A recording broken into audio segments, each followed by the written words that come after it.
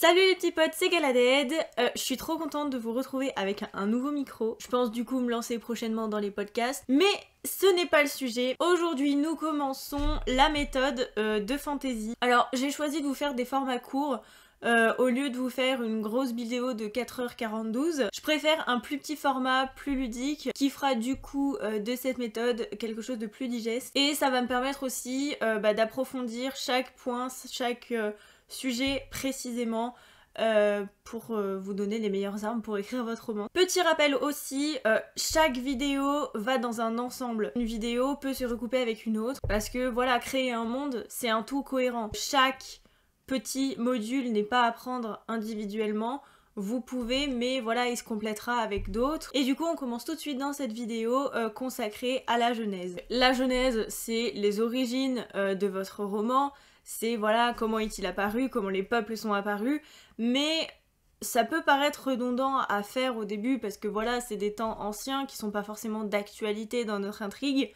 Et pourtant, vous allez découvrir que la Genèse peut apporter non seulement une grande crédibilité mais aussi du sens à votre intrigue. Voilà 3 conseils, 3 petites astuces pour vous aider à construire votre Genèse en fonction de l'intrigue de votre roman.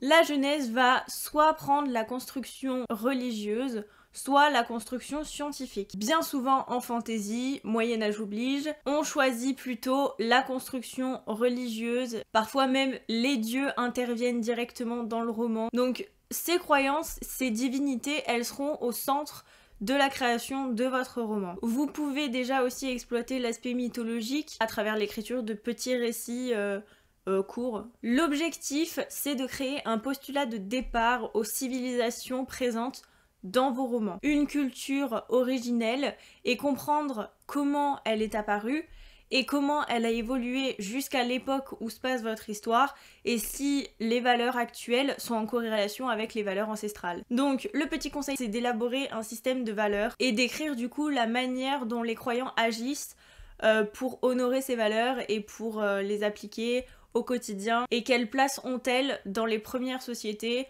jusqu'à vos sociétés actuelles.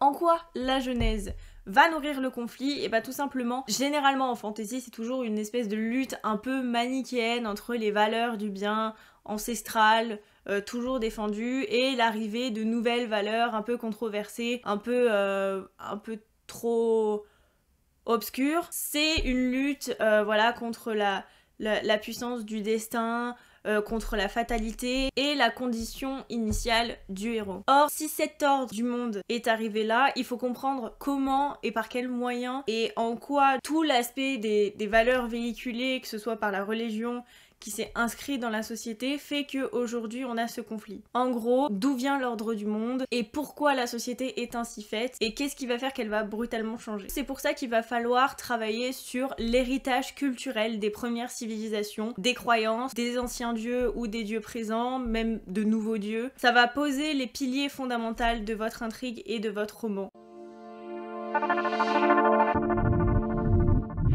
Avec les croyances, généralement, on a des sortes de légendes, à pas confondre avec les mythes, des croyances un peu dérivées, tout ce côté un peu mystérieux, et ben ça va nourrir justement l'intrigue de votre roman, avec du coup toute cette part de mystère que la Genèse va apporter. Donc vous pouvez d'ores et déjà jouer sur les superstitions, le folklore et les légendes, en construire quelques-unes, voilà, les superstitions, d'en coller tous.